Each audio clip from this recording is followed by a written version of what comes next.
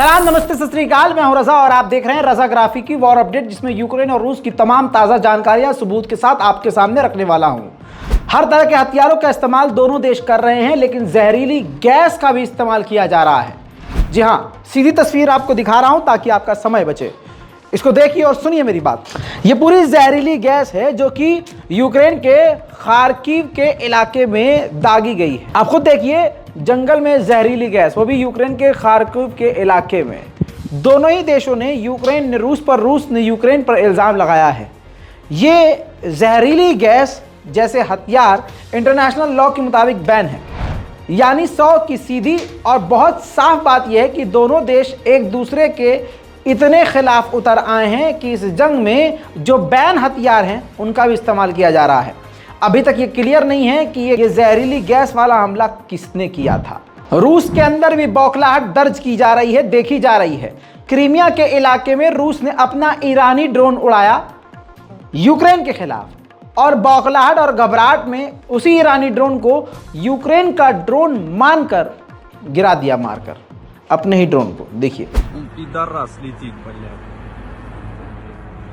Ща ёбнут его.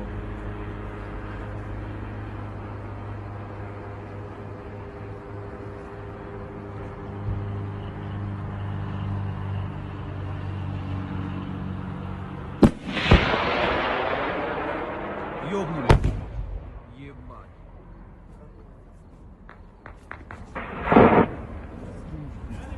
Да. Слышь, а там парашют открылся еще, блядь. वहीं दोस्तों, मैंने कल आपको बताया और दिखाया था कि बांध भी तोड़ दिया है किसी ने।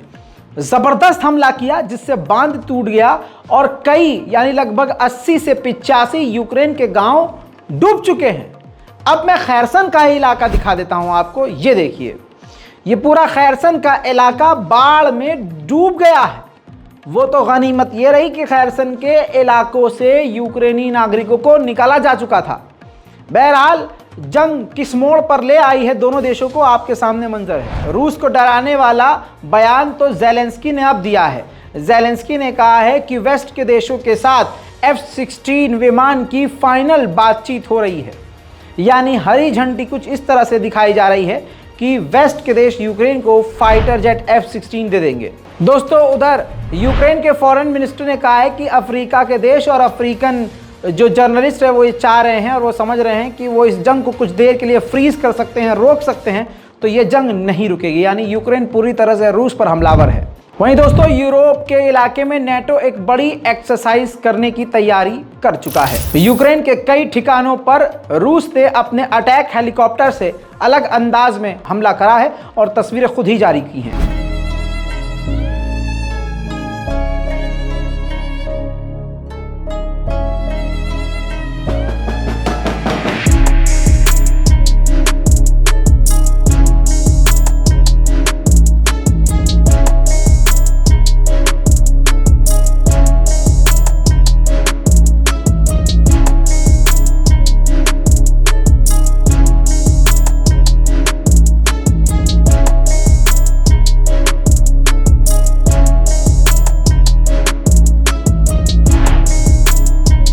उधर दोस्तों, रूस के डिफेंस मिनिस्टर सीधा उन जगहों पर, उन फैक्ट्रीज में पहुंचे हैं, वहां पहुंचे हैं जहां पर यूक्रेन के खिलाफ नई नई मिसाइलों को रूस बना रहा है।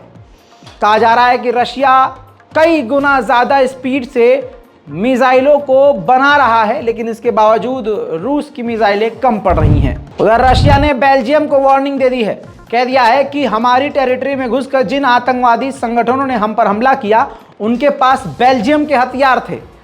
तो बेल्जियम की सरकार ध्यान दे कि आप कौन से आतंकवादी को अपने हथियार सौंप रहे हैं और इसकी जांच करें। एक और बड़ा खुलासा मैं आपके सामने लेके आया हूं। कुछ वक्त पहले, 4 से 5 रिपोर्ट से पहले, मैंने आपको बताया था कि रूस के अंदर एक वीवीआईपी इलाके, पॉश इलाके में ऊपरी मंजिल पर एक बिल्डिंग में ड्रोन जाकर टकराया जिससे आग लग गई। जांच के बाद अब खबर यह है कि वो किसी ऐरे गहरे का घर नहीं था, ऐरे गहरे का अपार्टमेंट नहीं था। रूस के अधिकारी, रूस की गवर्नमेंट के एक अधिकारी, सीनियर ऑफिशियल का वो अपार्टमेंट था। यानी रिपोर्ट रूस की ये है कि यूक्रेन रूस के अंदर ही रूस के बड़े बड़े अधिकारियों को अब निशाना बना रहा है। उधर रूस की आर्मी को ड्रोन उड़ाने की ट्रेनिंग लेते हुए देखा गया है।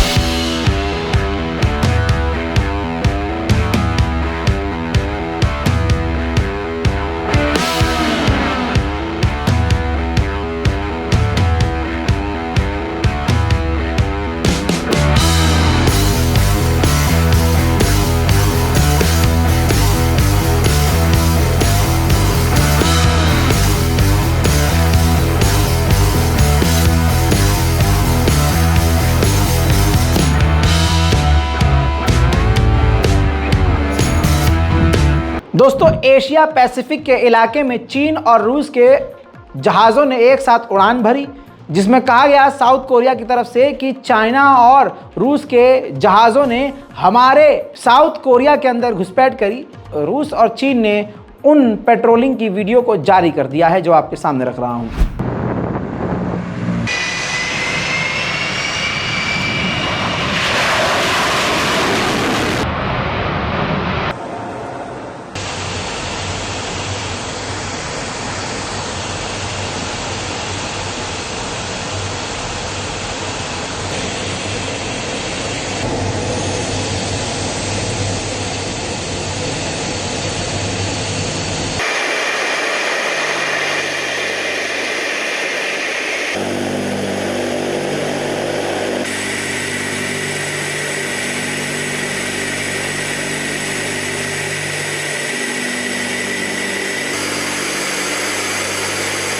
उधर दोस्तों, बल्गेरिया में ज़बरदस्त प्रदर्शन हो रहा है। नो मोर वॉर। वहाँ की जनता किसी भी तरह से किसी के समर्थन में नहीं है, ख़ासकर वो किसी के हक में नहीं है और वो विरोध में है जंग के, कि जंग ये जल्द से जल्द ख़त्म हो जाए।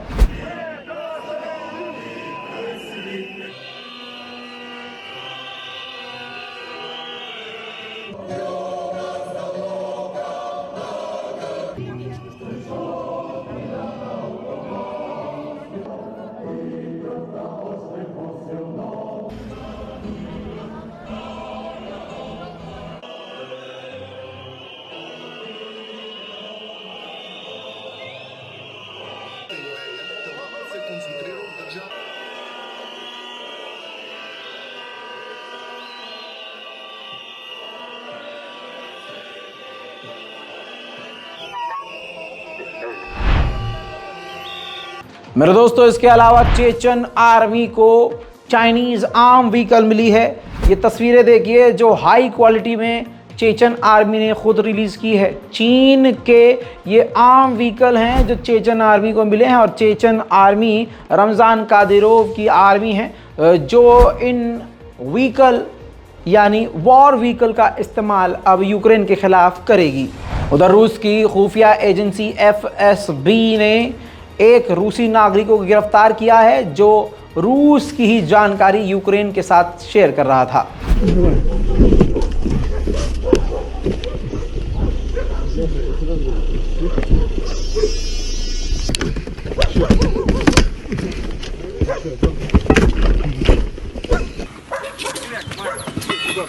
Дверь открываем. Полиция, на землю быстро! Руки за голову. Что случилось? Мы дома. Вытягивай ноги.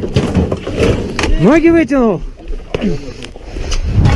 यूक्रेन का आर्त्योमोस्क नाम का शहर रूस की बमबारी से पूरी तरह से एक कबाड़खाना जैसा बन गया है। देखिए,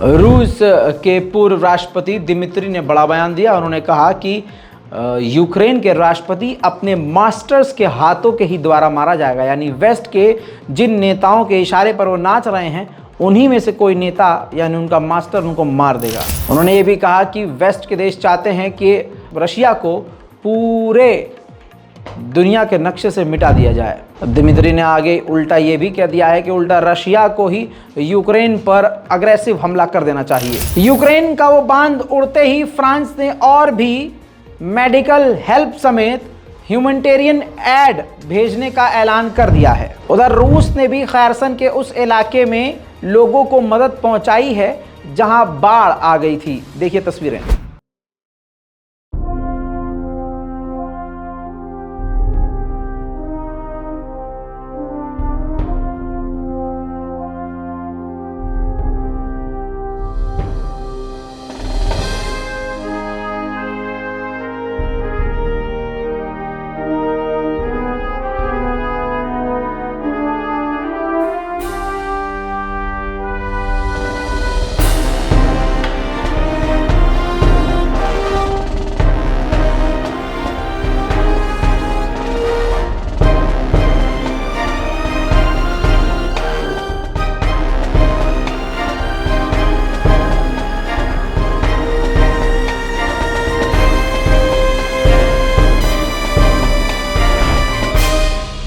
मेरे दोस्तों, रूस और यूक्रेन की तमाम ताज़ा जानकारियों में आज के लिए इतना ही।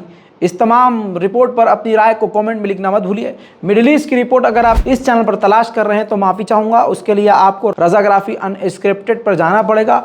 इस रज़ाग्राफी अनस्क्रिप्टेड पर रोज़ शाम को 6 बजे आपको मिडिल ईस्ट की रिपोर्ट मिलेगी।